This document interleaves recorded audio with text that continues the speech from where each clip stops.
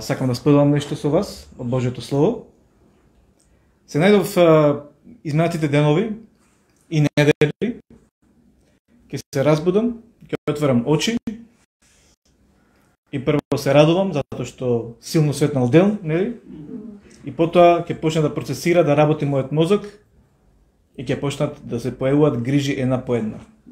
Прво, најголемата грижа, тоа не е свршено, па после втора грижа, па трета во врска со работа, во врска со финансии, врска со фамилија и било што. И најнаш се наоѓаш обескрбен, најнаш се наоѓаш без сила и енергија. А ние добро го знаеме овој стих Филипјани 4:6-7, така? Каде што вика за ништо, не грижете се, туку во се преку молитва и молба со благодарност изјавувајте ги вашите потреби пред Бог. И потоа има ветување, вика и мирот Божи, кој го надминува секој разбирање, ќе ги заштити вашите срца и вашите умови во Исус Христос. Јас секој си го цитирав тој стих во такви случаи. Битоа потоа во очи ми падна да ги презентираме нашите барања, да ги презентираме нашите грижи. На англискиот кажува make known, да му ги обзнануваме на Господ.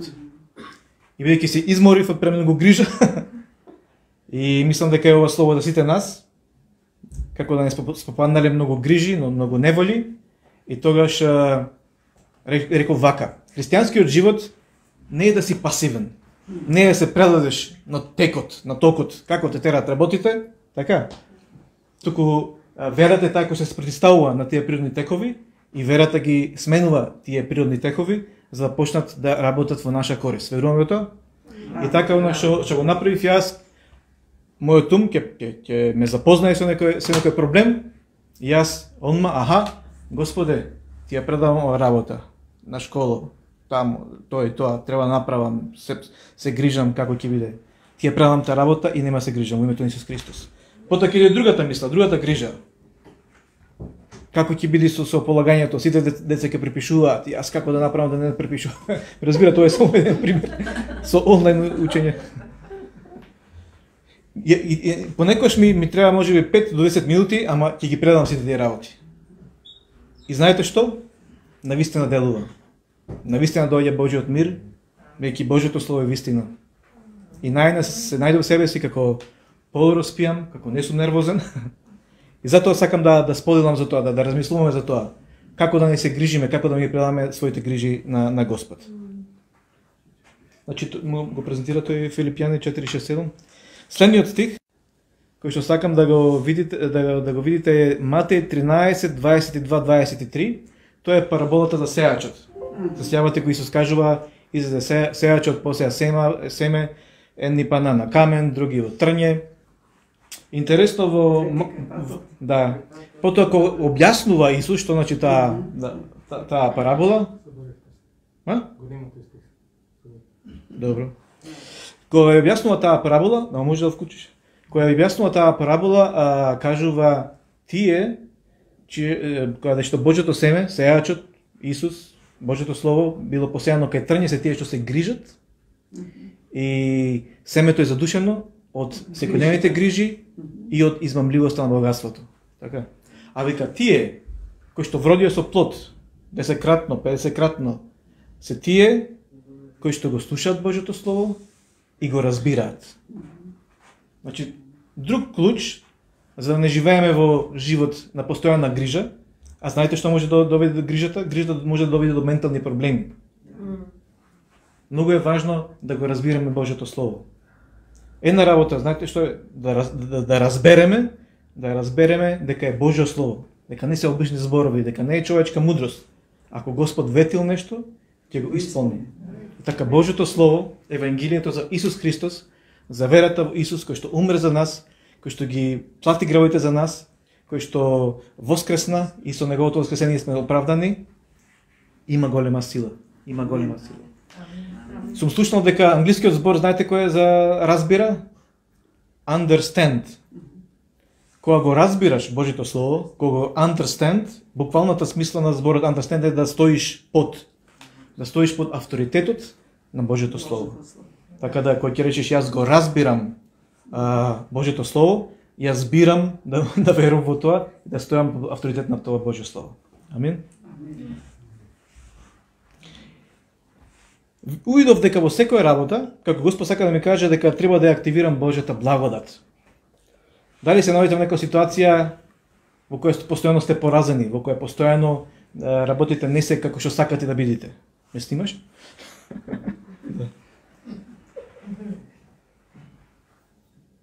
Можеме да активираме таа ситуација.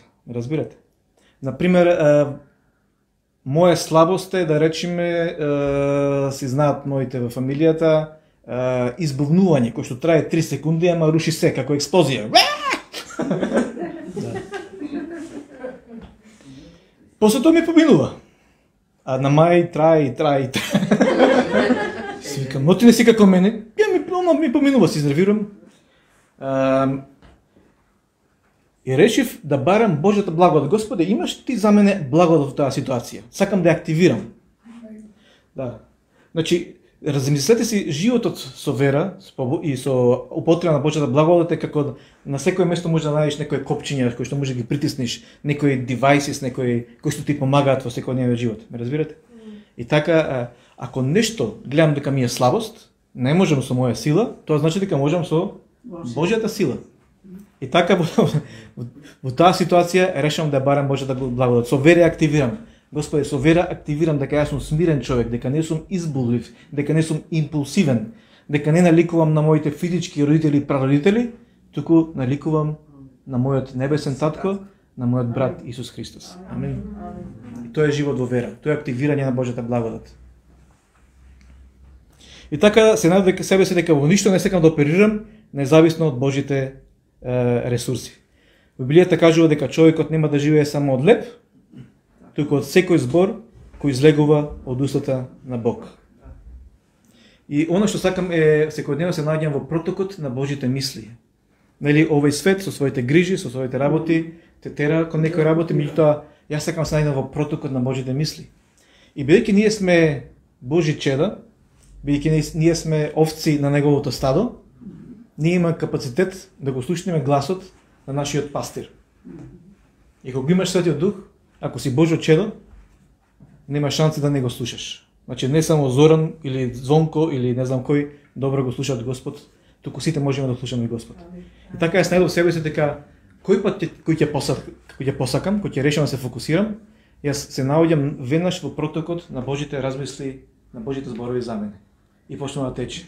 Николче, мој возлюбено чедо, те љубам, секој сум со тебе, инвестирам во тебе. И продолжува тие мисли. Колку повеќе останувам, Господ почнува да открива некои нови работи. Најдов дека тоа е најголемиот лек за мене, за мојата душа. Да го постојано сум протокол Божите мисли, да го слушам Светиот Дух.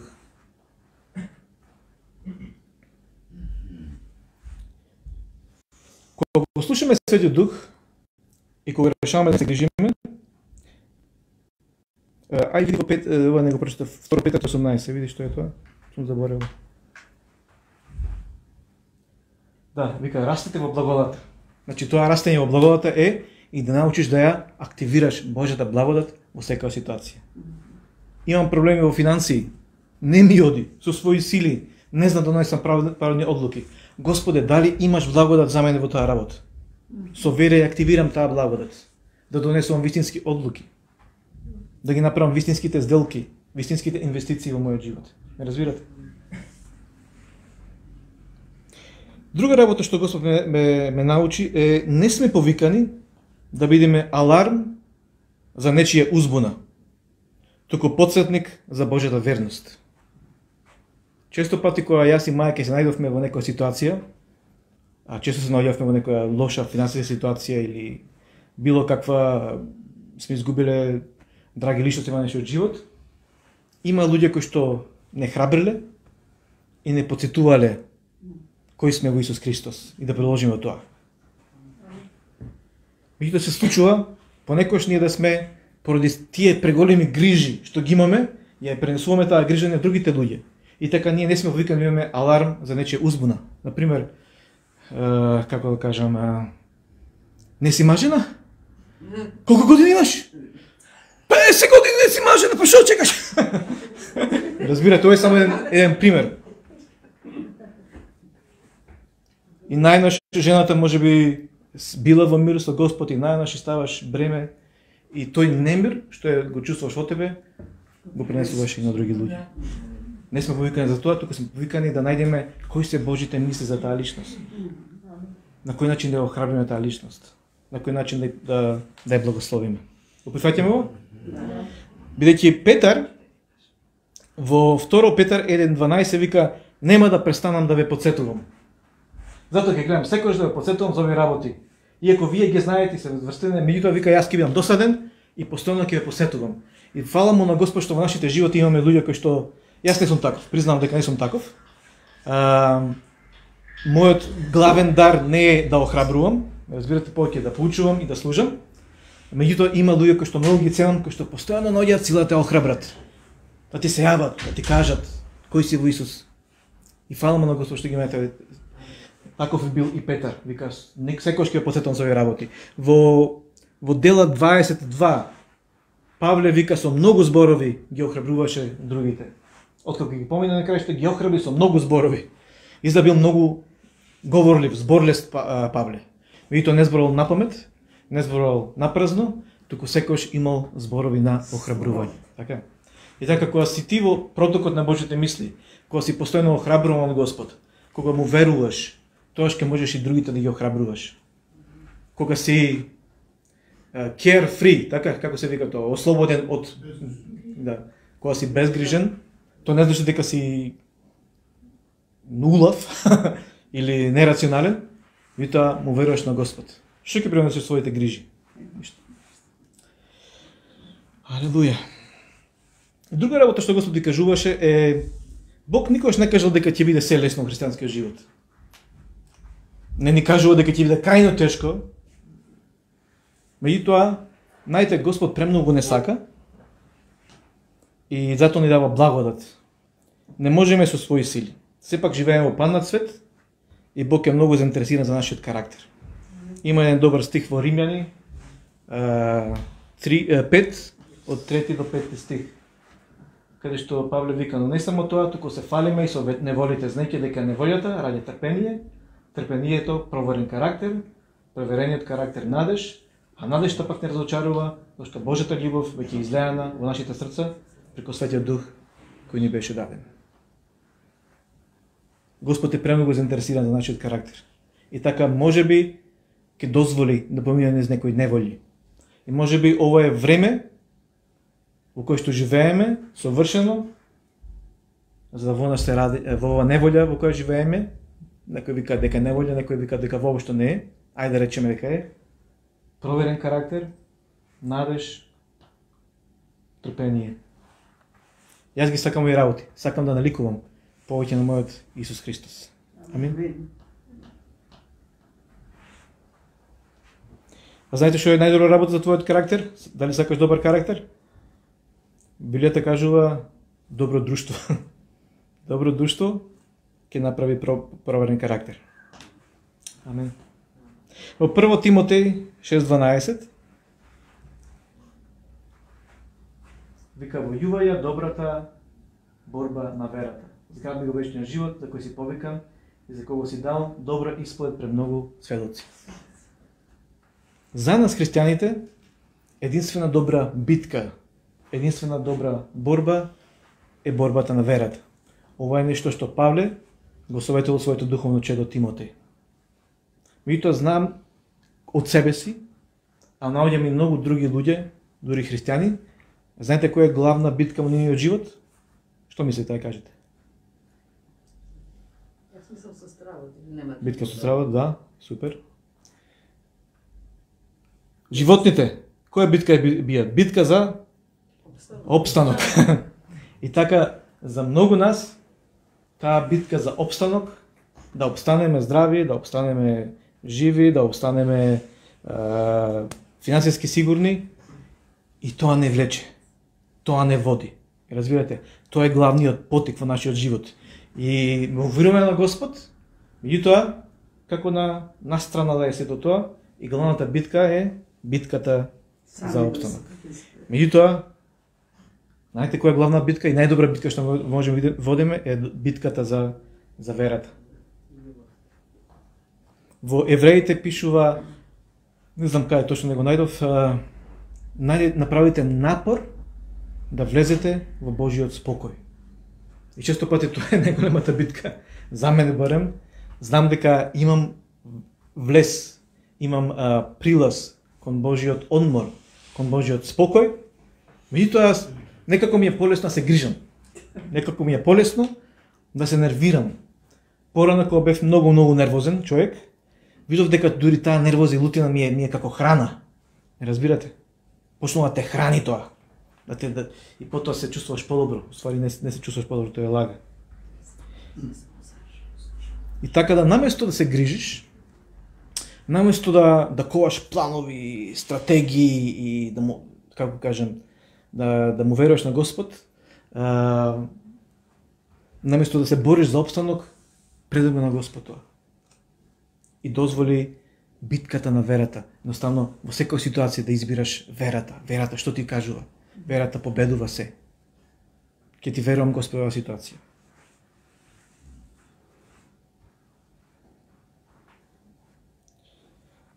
Друга работа што Господ ни зборува е колку е важно да бидеш служител. Мило ми е што Андре го кажа тоа, дека јас сум одлучил да бидам служител на црквата.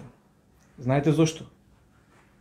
Затоа што сум видел дека многу луѓе доаѓаат и си одат во црквата и она што сакаат многу луѓе во црквата е да добијат шанса да зборуваат, да станат проповедници и да бидат водачи и да бидат одговорни нешто, ако може околу финансии или такви работи.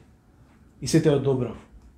Меѓутоа, сверувам дека во оваа ситуација е поважно да избереш да му служиш на Господ. Амен. Меѓу патот до...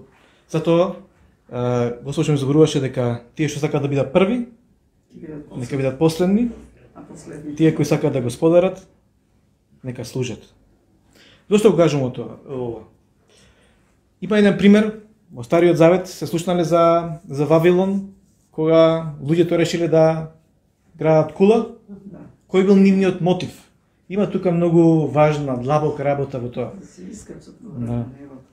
Ајде да изградиме кула, да се воздигнеме високо и да направиме име за себе си.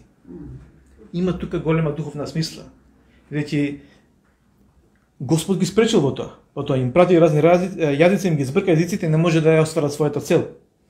Господ интервенирал.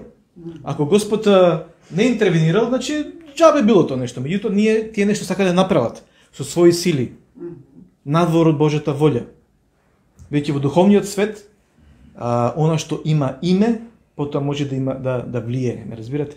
Така тие сака се воздигнат, не од Господ, туку самите, да си направат име за себе си, за потоа имат пристап во духовните предели, во духовните региони и да бидат благословени и тие да благословат и да го сподарат. Меѓутоа сега во Филипјаните не кажува дека ни е дадено име. Името на Исус. Претходно вика и во негово име сите да се поклонат. Вика затоа Бог го возвиши и му подари име што е на секое име. Знаете кој е тоа име? Исус. А на еврејски Исус е Јешуа. Така ако некој од вас се збунија зошто пеат Јешуа се, што е оваа работа? Знаете, јас како кажам, не инсистирам на зборување на еврејски имиња, некои сакаат да го нарекуваат Исус само Јешуа, некои сакаат да го нарекуваат Бог само Јахве, затоа што на таков начин се откриле. Јас не навлегувам во тоа, не ми е толку важно дека мора Јешуа да се кажува, дека мора Исус да се кажува. Така и ова не е наметнување во црквата дека мора Исус се го нарекуваат. Од сега Исус никако. Од сега е Јешуа.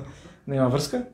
Меѓутоа, ја вака го разбирам. Кога бев во војска, татко и мајка ми ме крстиле Николче, типично македонско име.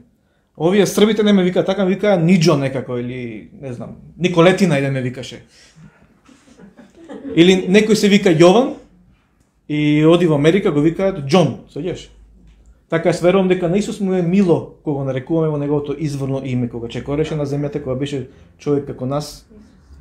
И тоа и знаете на еврејски како вика или на ремејски Јешуа. Меѓутоа, Не е важно дали се нарекува Јешуа на еврејски, или Исус, кој што е всушност грчки збор, или Јесус, или Jesus. Самата личност, личноста на Божиот Син, неговото име, неговиот авторитет е име на сите имиња. И така да, сега ние не се обидуваме како старите вавилонци, сами да се воздигнеме и да направиме име за себе си, туку да го воздигнеме името на Исус, бидејќи тој е име на сите имиња. И во неговото име, ние навистина сме воздигнати и можеме да благословиме на народите. Ајде да прочитаме што пишува во Псалм 118, 26. Благословен е тој кој доаѓа во Господовото име. Ве благословуваме од Господовиот дом. Знаете, за мене името на Бог представува како некој вид на влезница, како некој вид клуч за активација. Ти доаѓаш во името на Бог. И потоа од Божиот дом, од Божјата ризница, ти кој самиот си благословен, ги благословуваш другите. Така да се научив секогаш, кој ќе речам, доаѓам во името на Исус. Да не биде тоа за мене како има некои луѓе се молат, ама нема да се слушне молитвата ако кажеш во името на Исус тоа го барам. Разбирате? Туку тоа е повеќе откровение. Да сватиш дека всушност името на Исус ти е влезница. Името на Исус ти е отворен пат. Завесата е отворена и можеш да влезеш во Божјото присуство, во небеската скинија. И затоа многу ми е важно на кој начин Господ се објавувал или на кој начин луѓето кои што имале контакт со него добивале откровение преку неговото име. Прво нешто што го видов е во Битие 22:14. Тоа е кога Аврам му било кажано да го земи својот син, да го жртвува, меѓутоа после момент се свртува работите и Господ обезбедува жртва и не мора да се така. И на тоа место, после тоа искуство, вика Аврам му даде на тоа место име Јахве, или некој вика Јехова, Јахве Ире. Затоа се вели денеска на гората на Господовото промислување. Тука Ире го нарека како Бог мој промислител, всушност значи мој снабдител, мој обезбедувач, или јас би рекол некој кој што пред време знае што ти е потребно, ти го обезбедува. Разбирате?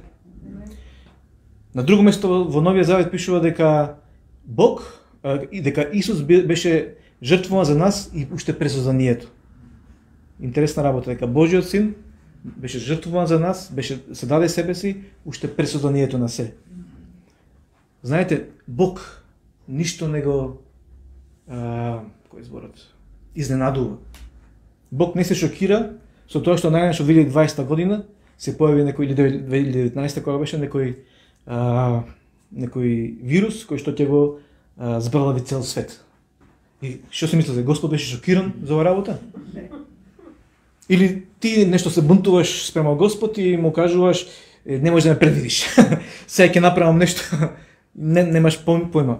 Едноставно Господ предвиде. Он напред го предвиде. Тој не знае, како кажа, ни даде слободна волја. Ми тоа знаеше, ако дојде до пат на човештвото, ако бидат заблудени луѓето, јас веќе обезбедив жртва за нив. Исус Христос, кој што беше жртвуван уште пред созданието. Интересна работа. И така местото беше наречено Јехова Ире. Знаете, за мене тоа е духовно место кој што постои. Бидејќи сега Исус е оној кој што е мој Јехова Ире. Исус е оној кој што беше жртвата за мене. Разбирате? Исус е оној кој што обезбедува за мене. Така да секој пат кога се наоѓам во ситуација да ми е потребно тоа откровение, јас легувам во тоа место со вера. И кажувам, Исусе, ти си мојот снабдител, ти си мојот обезбедувач. Ти плати со својата крв за мене, го даде својот живот и ми даваш се што ми е потребно. Амин?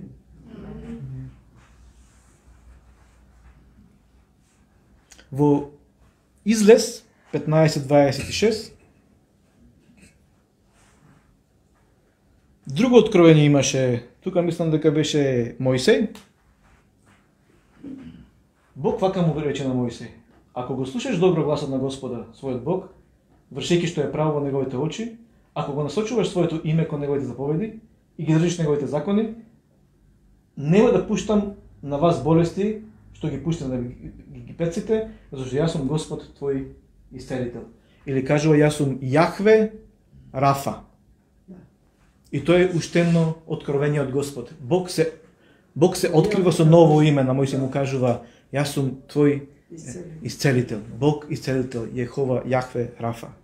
И тоа е место кој што јас го ангажирам со вера. Разбирате? Видите сега, Исус се содржи во тоа. Тој е мојот Јехова Рафа, така? Исус одеше на земјата и ги исцелуваше луѓето, така? И тој не исцелува и душевно, и духовно, и физички, и на секаков начин. Тој е наш исцелител.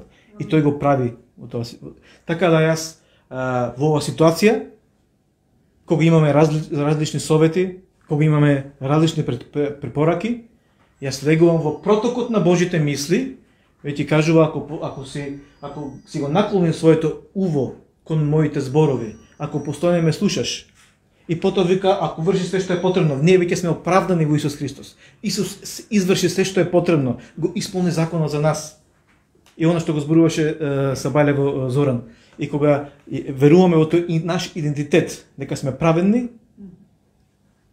Господ не благословува и ние сме во неговото име и тој е наш исцелител. Разбирате? Тоа ти е како да се наоѓаш во некоја фреквенција, фреквенцијата на Божиот глас, фреквенцијата на Божите ветувања, фреквенцијата на Божјата провизија. Бидејќи многумина кажуваат дека сите болести, па дури и вируси, имаат ниска фреквенција. И знаете кога напаѓаат? Кога ти си дозволил да си на таа ниска фреквенција и нив ги прилекува кои ќе видат некоја ниска фреквенција, човек исплашен, човек загрижен, ќе нападнат уште повеќе, разбирате? Меѓутоа, кога си во висока фреквенција, Божја фреквенција, на Божјото Слово, на ветувањето на Божјото Царство, тогаш не ти може ништо. Ти се наоѓаш во неговото име, ја го активираш неговото име, Јехова исцелител. Дали ви јасно што зборувам јас? Или ви е премногу? Всушност е многу едноставно, затоа што името сега ми е дадено влезница, така? Сега ми е даден влез. Јехова Рафа, Бог мој исцелител. Влегувам во тоа, живеам во тоа. Ја користам таа благодат.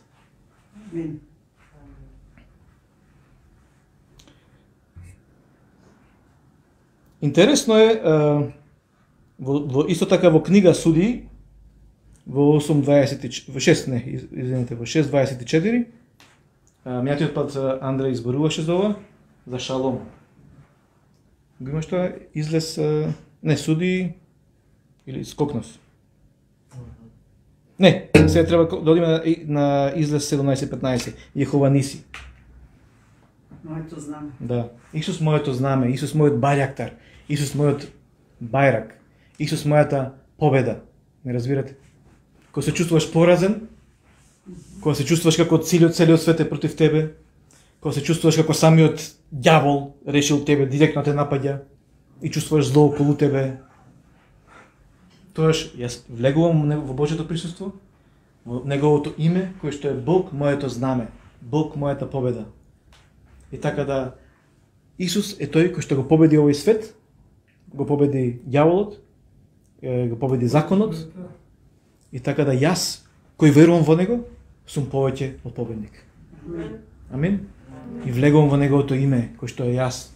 Јас сум победник, јас сум твое знаме. Дети кога оделе во борба да извојуваат победа, оделе со знаме. И сте гледале Game of Thrones, познамињата ги познаваат која куќа е, така? Јас доаѓам од куќата на Исус. Неговиот бајрак го носам. Интересна е работа е кога Бог му се објавува на Мојсей како Јехова Рафа, зборува за Египет. Вика, тие болести што ги имаше Египет, тебе нема да се случат. Египет, знаете што е символ? Египет е символ за овој свет. За мудростите на овој свет. За владењето на овој свет. за безбожноста на овој свет, за мудростите, филозофиите на овој свет, и за стравовите, и за болестите. Меѓутоа, нели вика, Бог го засака овој свет и го даде Исус Христос. И умр за нас, и ние бевме од светот, и сега ни излече во Неговото царство. И така сега Египет, нели имавме една песна која што викавме ни излече од пустина, ни излече од мојот личен Египет. Така секој пат кога мислиш дека наоѓаш во пустина, знај дека Бог е твој што беше? Рафа, исцелител. И дека она што му се случило на овој свет, не мора да се случи тебе. Ти си во неговата заштита. Амин?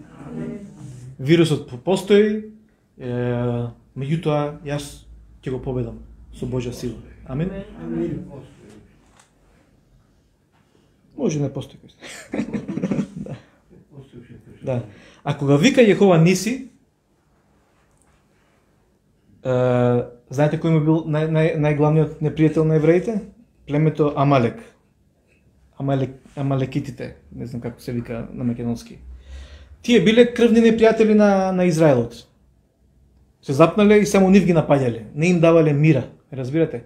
Иако биле некои нивни далечни роднини, меѓутоа постојано биле непријателски расположени со нив. И така да, кога ќе го активираш тоа Јехова Ниси, Божјото име, тогаш ти доаѓаш против тие работи кои се против тебе постојано. Имаш да кажеш дека никакво оружје наменето против мене нема да има успех. Така? Бог го победи Амалек. И рече дека ќе неговото име повеќе нема се спомнува. Така да Исус е мојот победник. А во книга Судии 6:24 Бог се објавува како Јехова Шалом. И таму вели Гидеон му подигна жртвеник на Господа на тоа место и го нарече Јахве Шалом, Господ на мирот. Гидеон бил сосема неугледен човек, меѓутоа Господ ги избира. И знаете како му се обратил прв пат Божјиот ангел кога му се објавува на Гидеон, го нарекува храбар јунаку. Кој? Јас. И потоа после средбата со Божјиот ангел сакал тој да го запомни тоа што се случува. Направил олтар и го нарекол местото кој што е духовно место и кој што може да активираме ние. Јехова Шалом, Господ на мирот. Го повикал да се борат против мадијамците или мидијаните. Знаете, тие биле племе од истокот и многу бројни биле, ностоп се котеле, ги пружале шаторите на секаде, им ја хранеле храната, им ја краделе храната на евреите. И вика, евреите биле во толкав немир од нив, вика, бега, се крија во пукнатини, во пештери од нив. Не разбирате? И си вика, ова племе, кај се накоти, кај немир ни даде. Разбирате? И сега Господ ветува дека иако се тие големи, како инсекти, надоаѓаат, им крадат, ги вознемируваат, постојано ги притискаат, Господ ќе им даде излез од нив. И затоа го нарекува тоа место Јехова Шалом. И така Господ ги победува нашите мидијамци. Разбирате? Тие кои што, како да кажам, ни даваат притисоци, ни даваат немир. Не можеме да спиеме, немаме мир. Стравови, неволи. Меѓутоа јас во името на Исус, во името на мојот Јахве Шалом, можам да влезам во Божјиот мир. Тоа духовно место можам да го активирам. Знаете, интересна работа кога ќе добиеле овие личности од Стариот Завет, кога ќе добиле некој откровение, граделе олтар и го нарекувале местото според име на откровението. Ме разбирате? И така да ние можеме да доаѓаме пред тој олтар. Меѓутоа сега немаме физички олтари, меѓутоа олтар е место каде што принесува жртва. Која е главната жртва што можеме да принесеме? Жртвата на нашите устни. Господе, ти верувам. Господе, ти ги предавам моите маки, ти ги предавам моите страдања. Меѓутоа исто така олтарот е место на активација, на влегување во Божјото само присуство, пред самиот Божји трон. Разбирате? Зошто го кажам ова? Затоа што многумина сум го кажувал порано. Библијата ја сметаат како место за или орудие за доктрини, за догми, нешто што ќе се расправаат со другите луѓе и што ќе се докажуваат, ќе се, како кажам, јасно му право, ти не си во криво. Библијата јасно го кажува ова, а некој друг, Библијата јасно нешто друго му кажува. Ме разбирате? Значи, Библијата не е место само за доктрини и догми, и ти ностоп учиш, цел живот нешто учиш, цел живот нешто ти кажуваат.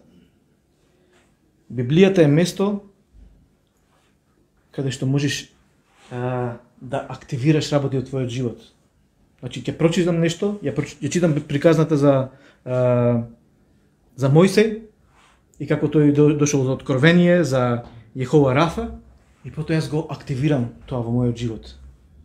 Го читам местото каде што на Јосиф ли му беше, му се појавува Господ, му се појавуваат скалите и оди во Божјиот дом, и јас можам тоа, да, Јаков беше, можам тоа да го активирам. Разбирате?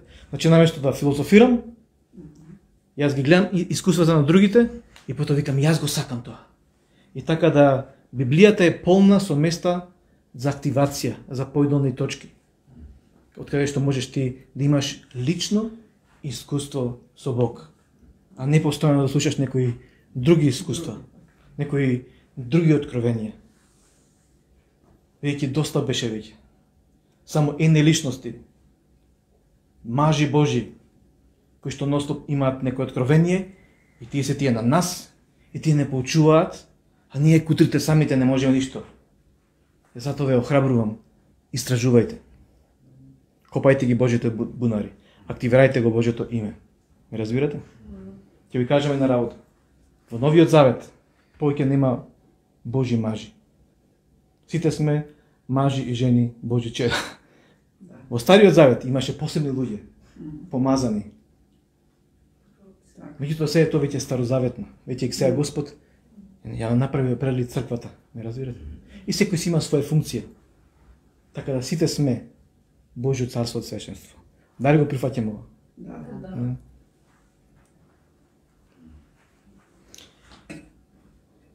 Кога ја препознаваш Божјата благодат, кога растеш во Божјата благодат, знаете што може да направи Божјата благодат? Е да ја пребои сликата на твојата околина. И може би твојата околина, твоите околности ти изгледаат како џунгла или како пустина, и како место препълно со трње, без надеж.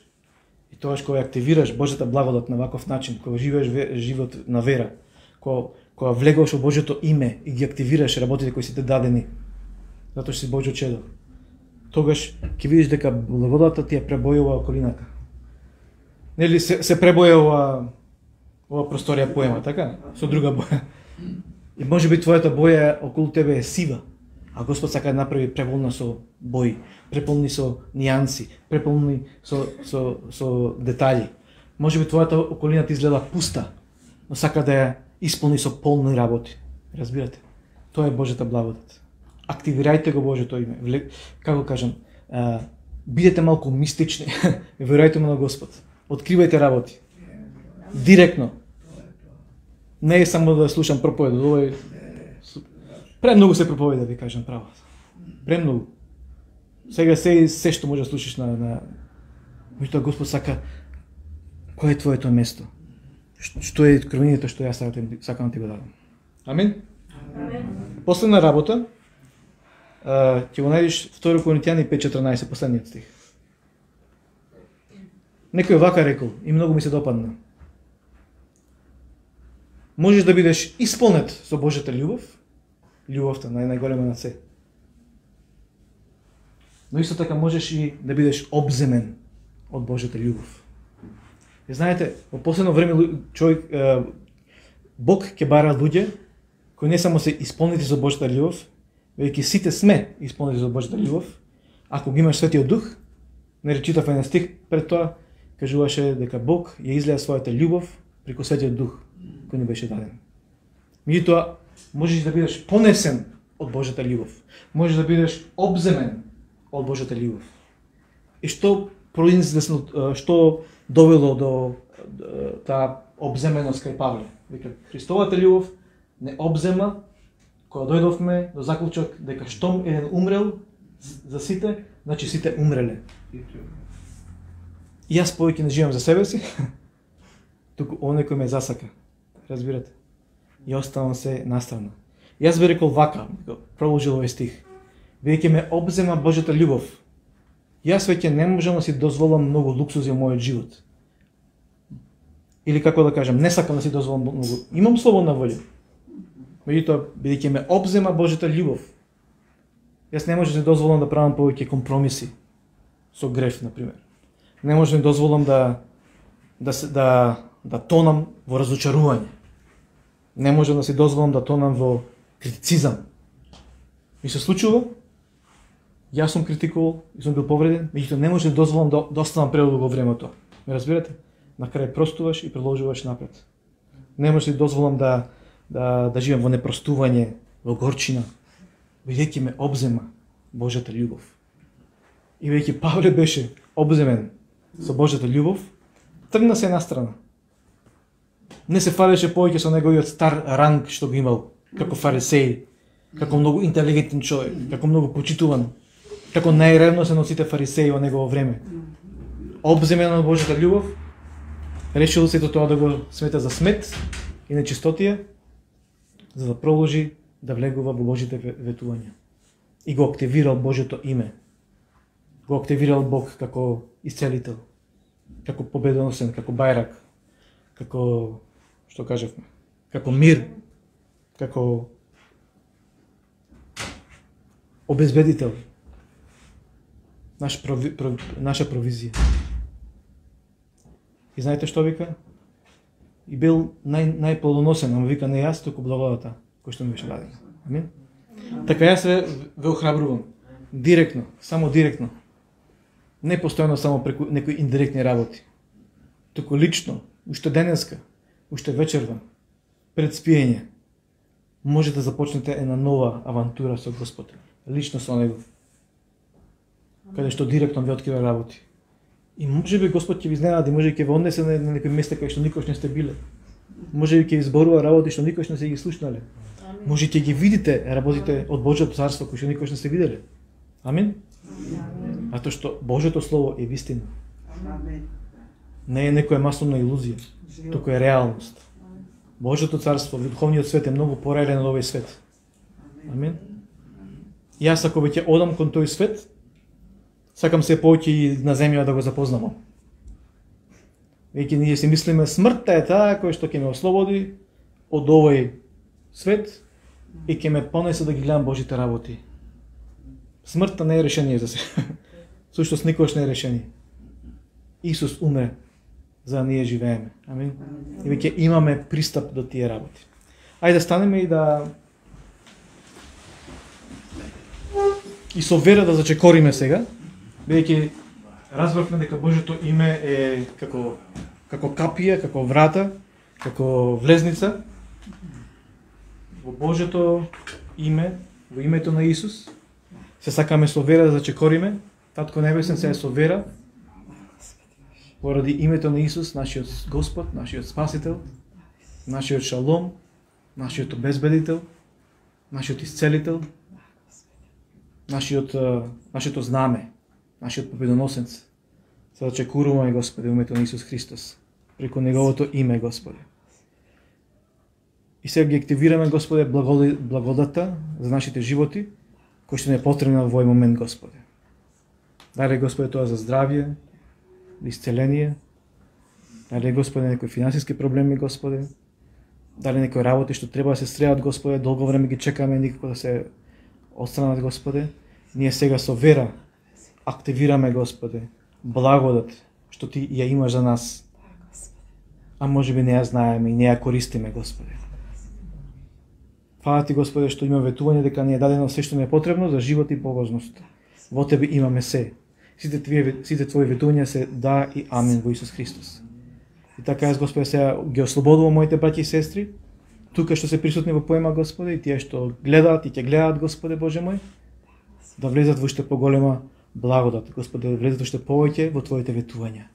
И лично со Тебе, директно со Тебе, да засноваат вистински однос, лице во лице, срце во срце, Господи Боже мој, а не само индиректно, Ги благословувам за тоа во името на Исус Христос.